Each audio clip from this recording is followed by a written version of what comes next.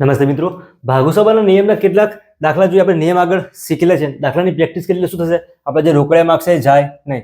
સૌથી પહેલા ક્વેશ્ચન આપેલો છે કે 3 - 3 કૌંસની અંદર 3 - 3 ફરીથી કૌંસ આપેલા છે. કૌંસના 3 પ્રકાર છે. સૌથી પહેલા સાદો કૌંસ કહેવાય, પછી આવશે છગડીયો કૌંસ અને સૌથી મોટો આવશે મોટો કૌંસ. તો પહેલા આપણે સાદું કોનું આપવાનું છે, તો નાના કૌંસનું આપવાનું છે. તો નાનો કૌંસ અહીંયા છે, અહીંયા આપેલો છે. બાકીને એમના એમ લખી દઈએ 3 - 3 બ્રેકેટની અંદર 3 - 3 છગડીયા કૌંસની અંદર 3 - 3. જો 3 - 3 કરીએ એટલે શું થાય, 0 થઈ જાય. જો આ કૌંસ આપણે છોડી દઈએ તો અથવા બાકી રહેવા દઈશું 0. ફરીથી છગડીયો કૌંસ આવશે પછી આવશે મોટો કૌંસ. હવે ફરીથી 3 - 3 3 - 3 ફરીથી 3 - હવે જો છગડીયો કૌંસ કાઢી દેવો હોય તો શું થશે, આ 3 ની જોડે ગુણાકારમાં આપેલું છે. તો જો કૌંસની તરત બાજુ હોય, આવી રીતે કૌંસ આપેલું છે, વચ્ચે 5 છે, બાજુમાં 3 આપેલા છે. આ કૌંસને દૂર કરવું હોય તો શું થશે, આ નીકળી જાય, વચ્ચે શું થઈ જાય, ગુણાકાર થઈ જાય. 3 × 5 15 થાય. અહીંયા જો 3 × 0 તો કેટલા થઈ જવાના છે, 0 થવાના છે. હવે આ કૌંસ આખું નીકળી ગયો છે તો ડાયરેક્ટ આવશે છગડીયો કૌંસ, પછી આવશે મોટો કૌંસ. હવે આગળ જોઈએ ફરીથી છગડીયો કૌંસ છે જ તો આજે 3 - 3 લખી દો. મોટા કૌંસની અંદર 3 - 3.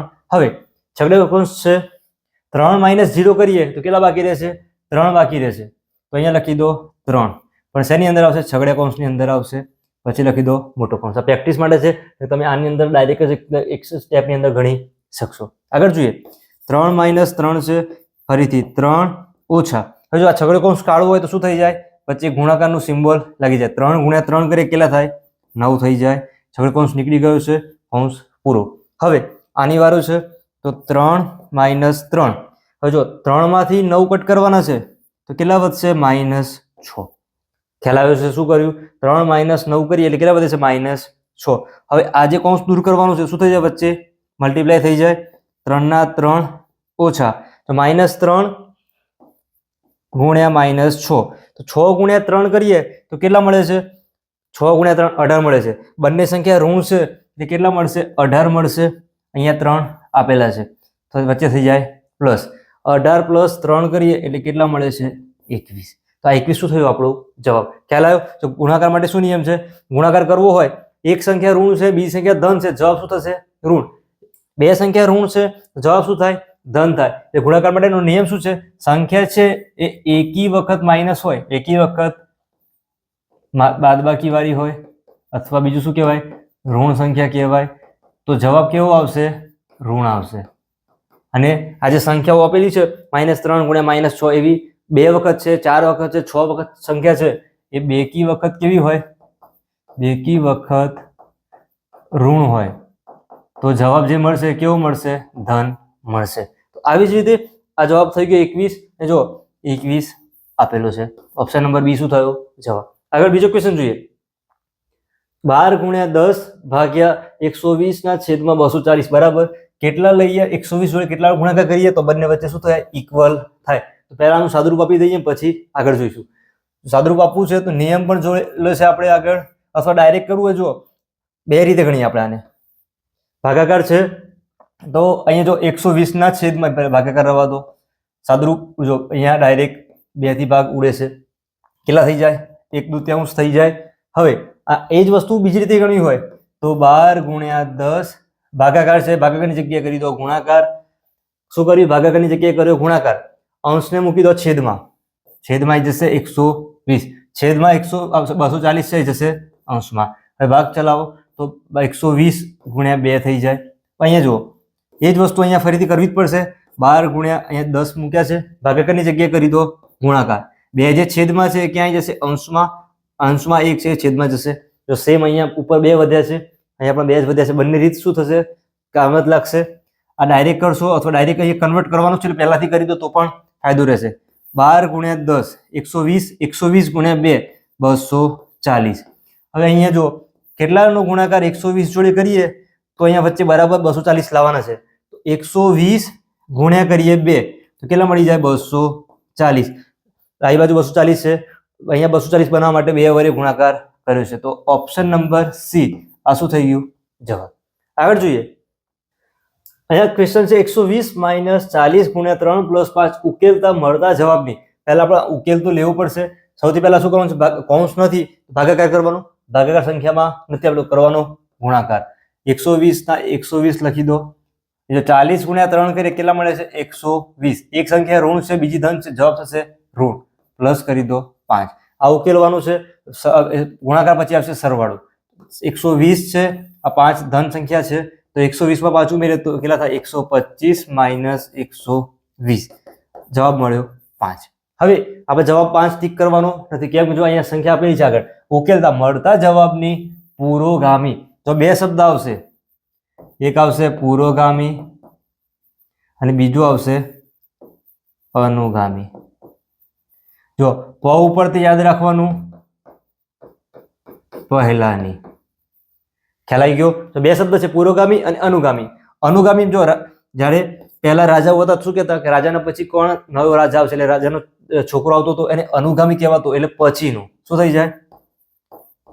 પછીનો. એટલે આપણે સંખ્યા માટે પછીની લેવાનું છે. પુરોગામી સંખ્યા ઉકેલતા મળતા જવાબની પુરોગામી સંખ્યા. તો 5 નો પુરોગામી એટલે 5 ના પહેલાની સંખ્યા. તો 5 ના પહેલા શું આવે છે? 4 આવે છે. તો આ જે 4 છે એ શું થયો આપણો જવાબ? ઓપ્શન નંબર સી જવાબ. જો અનુગામી કીધી હોત તો પછીની થાત. જવાબ મળ્યો છે 5. 5 પછી શું આવે છે? 6. એવી રીતે આપણે 6 પણ જવાબ થઈ શકે. ક્યારે? અનુગામી આપેલું હોય તો. આગળ બીજો ક્વેશ્ચન જોઈએ. 5 પ્લસ આ રીતે કૌંસમાં આપેલું છે. યાદ શું રાખવાનું? સૌથી પહેલા નાનો કૌંસ ઉકેલવાનું છે. નાનો કૌંસ ક્યાં આપેલો છે? અહીંયા આપેલો છે. તો 5 ના 5 લખી દો પ્લસ કૌંસની અંદર 18 ઓછા છગડીયા કૌંસની અંદર 27. હવે 12 માઇનસ 3 કરીએ એટલે કેટલા મળે છે? જો 9 ને 3 12 થાય. માઇનસ ડાયરેક્ટ લખી દઈએ. જો અહીંયા લખી દો 9 છગડીયો કૌંસ મોટો કૌંસ કૌંસની બહાર માઇનસ પછી છે 6. હવે નાના કૌંસ પછી આવશે છગડીયો કૌંસ. 5 ના 5 પ્લસ મોટા કૌંસની અંદર 18 માઇનસ 27 માંથી 9 માઇનસ કરવાનો છે. 18 વધે છે. અહીંયા ડાયરેક્ટ 18 લખી દઈએ. કેમ? છગડીયો કૌંસ કાઢીને અહીંયા જો માઇનસ આપેલું જ છે. કૌંસ પૂરો થાય છે -6. હવે કૌંસની અંદર જો 18 એવું નહીં કે સરવાળો છે તો પેલા સરવાળો કરીએ. કેમ? પેલા કૌંસની અંદર છે તો પેલા કૌંસ આખો દૂર કરવો પડશે. 18 માઇનસ 18 તો કેટલા થશે? જો 5 પ્લસ અહીંયા 0 થઈ જાય -5. હવે જો અહીંયા 0 ની કોઈ વેલ્યુ છે નહીં. 5 માઇનસ 5 કરીએ એટલે જવાબ મળે 0. આ શું થયો આપણો જવાબ? ખ્યાલ આવ્યો? એટલે જો કૌંસનો નિયમ પહેલા સૌથી પહેલા નાનો કૌંસ આવશે, પછી આવશે છગડીયો કૌંસ, પછી આવશે મોટો કૌંસ. તો આવી રીતે જો તમને વિડીયો પસંદ આવતો હોય તો વિડીયો લાઈક કરજો. હવે તૈયારી કરતા મિત્રો સાથે શેર કરજો. આવી રીતે અલગ અલગ ચેપ્ટર વાઇઝ બધા પ્રશ્નો છે એક પ્લેલિસ્ટની અંદર વિડીયો મૂકેલા છે, પણ તમે જોઈ શકો છો. આગળ બીજો ક્વેશ્ચન જોઈએ. 3 પ્લસ 4 હવે કૌંસમાં આપેલું છે. સૌથી પહેલા નાનો કૌંસ 3 પ્લસ 4 છગડીયા કૌંસની અંદર 2. હવે 8 ભાગ્યા 2 કરવાના છે. અહીંયા જો ગુણાકારનું સિમ્બોલ આપેલું છે. 8 ભાગ્યા 2 કરીએ એટલે કેટલા મળે છે? 4. છગડીયો કૌંસ આપણે નાનો કૌંસ એ દૂર કરીએ, ડાયરેક્ટ કરીએ છગડીયો કૌંસ, પછી મોટો કૌંસ -5. હવે છગડીયા કૌંસનો છે તો જો 3 પ્લસ 4 એ જો 4 ગુણ્યા 2 અથવા 2 ગુણ્યા 4 કેટલા થાય? 8 થાય. છગડીયા કૌંસ તો ડાયરેક્ટ એક જ સ્ટેપમાં જો દૂર કરવું હોય શું મુકાઈ જાય? ગુણાકાર મુકાઈ જાય. પછી ડાયરેક્ટ મોટો કૌંસ -5. હવે આખા જે કૌંસ સાદુરૂપ આપવું પડશે. પહેલા ભાગાકાર ગુણાકાર સરવાળો બાદબાકી તો શું આવશે? ગુણાકાર છે. તો 3 પ્લસ 8 ગુણ્યા 4 32 થાય છે. કૌંસ પૂરો -5. હવે સરવાળો 32 અને 3 કેટલા થાય? 35 -5 એટલે કે 30. તો આપણે જવાબ શું થવાનો? 30 આપણો આન્સર થાય છે. આગળ જોઈએ.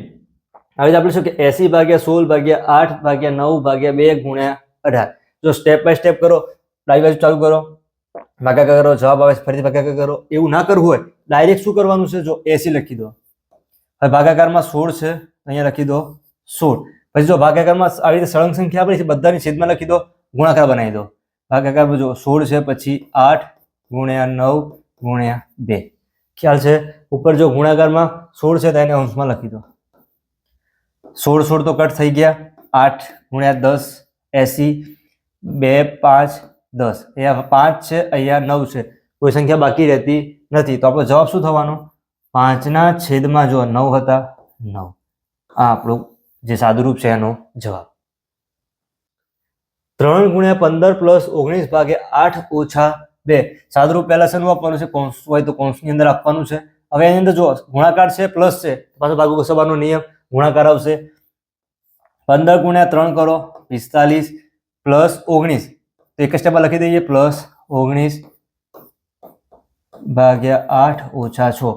45 છે, એમાં 19 ઉમેરવાનું છે ડાયરેક્ટ. જો 45 માં 20 ઉમેરી દો 65 થાય, એક માઇનસ કરી દો 64. કૌંસ દૂર કરીએ તો ભાગાકાર કરીને 8 માઇનસ 6 ભાગાકાર 64 ભાગ્યા 8 કરીએ તો 8 મળે છે માઇનસ 6. 8 માંથી 6 જાય તો 2. આ શું થયો? જવાબ.